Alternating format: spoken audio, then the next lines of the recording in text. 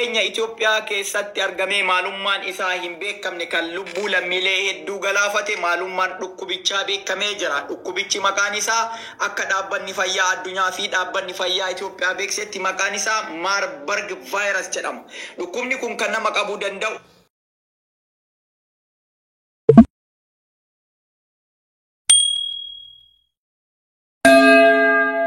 Nagaan lafa jirtanitti isiniif haa baay'atu hordoftoota koo akkam jirtu nagaa keessanii isiniin jedha haaraa kan dhuftan immoo noora baga nagaan dhuftanii haadha dhufu isiniin jedheera subscribe gochuudhaan gara maatii keenyatti dabalamaa isiniin jedha akkasuma immoo viidiyoo kana yoo jaallattan nama hin fayyada yoo jettanii isinitti tola taanaan share like yaada qabdanillee koomentii jalatti kaawutii hin dagatinaa isiniin jedha akkuma beekamu samuuna kana jechuudha dhukkubni maqaasaa hin beekamne kan koronaa caala jechuudha hariifatee kan lubbuu namaa baasu naannoo dabuub kan jedhamu keessatti jechuudha jiddoo jedhamu naannoo dabuuf keessatti kan argamu namoota 5tti kan lakkaawwama samuuna kana fixee jira jechuudha hatattamanii maalummaan dhukkuba kanaallee otoo hin beekamin kan ture yeroo hamma kanatti qorannoo garaagaraa taasisuudhaan dhaabbanni fayyaa maal akka ta'e irra ga'ee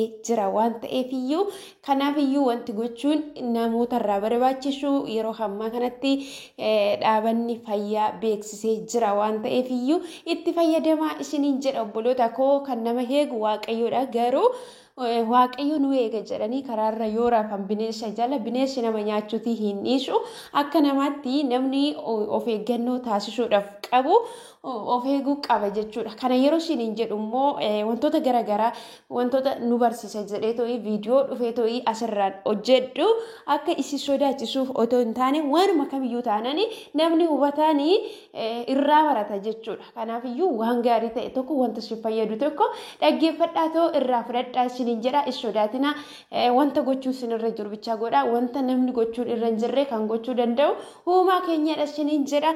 Kanaaf iyyuu viidiyoo kana hamma dhumatti dhaggeeffachuudhaan maaliif atattamaan jechuudha dhukkubni kun yoo isinirratti argame yookiis immoo naannoo isin jirtanii maatii isin keessa jirtanii biyyoota kam keessa yoo jiraattan yoo irratti argame of eeggannoo taasisuudhaaf mana yaalatti illee atattamaan deemuu isin barbaachisa waan ta'eef iyyuu seeraan jechuudha viidiyoo kana hamma dhumatti dhaggeeffadhaan affeerraa kiyya isiniin jedha.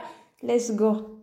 Kenya Itoophiyaa keessatti argamee maalummaan isaa hin beekamne kan lubbuu lammiilee hedduu galaafate maalummaan dhukkubichaa beekamee jira. Dhukkubichi maqaan isaa akka dhaabbanni fayyaa addunyaa fi dhaabbanni fayyaa Itoophiyaa beeksisetti maqaan isaa Marburg virus jedhama.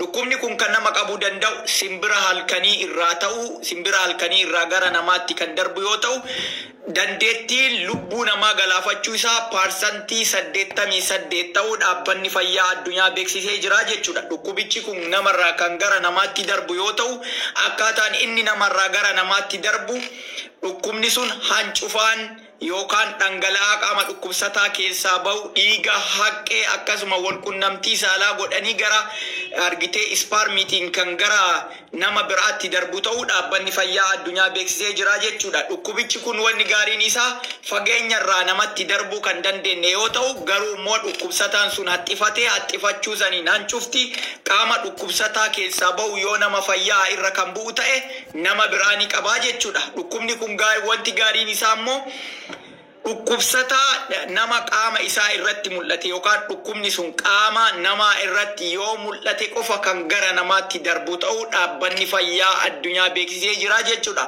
Of eeggannoon namni keenya godhuu qabu dhukkubni sun qaama namaa irratti mallattoolee yoo mul'ise mallattoo qaama namaa fakkeenya haqqisuu dhiiga haqqisuu qaama isaa irratti argitee dhiiga guursisuu yoo qaamni namaa kan ciccitu ta'e namoota akkasiisan irraa of eeguu fi akka gara dhaabbilee fayyaa geessanii laallamu godhuu danda'uudha malee achiin gara kaan qilleensaan kan darbine ta'uu dhaabbanni fayyaa addunyaa beeksisee jira. Rabbiin uummata keenya haa eegu. Dhukkubichi immoo baay'ee hamaadha. Vaayirasiidhaan kan nama qabu namatti illee kan darbuu danda'u qilleensaan osoo hin taane tuttuqqii dhangala'oo qaama dhukkubsataa keessaa baheen kan nama qabu ta'uu dhaabbanni fayyaa addunyaa beeksisee jira.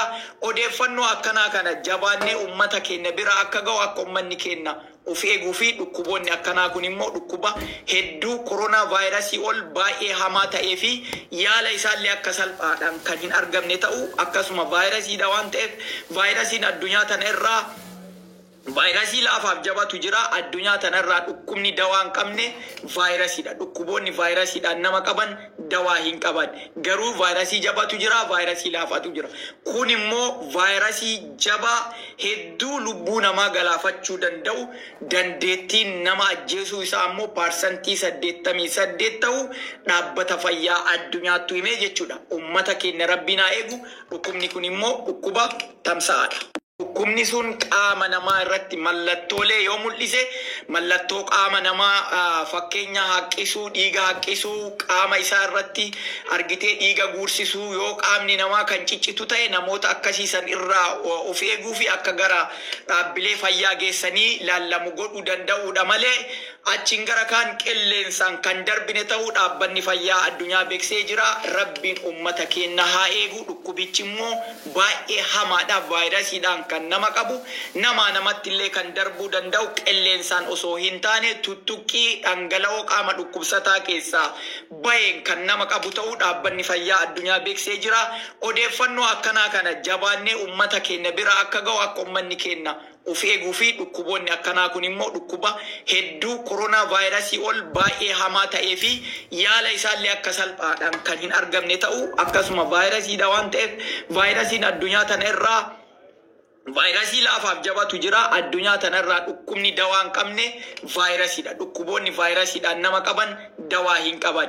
Garuu vaayirasii jabatu jira, vaayirasii laafatu jira. Kun immoo vaayirasii jabaa hedduu lubbuu namaa galaafachuu danda'u, dandeettiin nama ajjeesuu isaa immoo parsantii 88 ta'u dhaabbata fayyaa addunyaattu himee jechuudha. Ummata keenya rabbiin haa eegu. Dhukkubni kun immoo dhukkuba tamsa'aadha.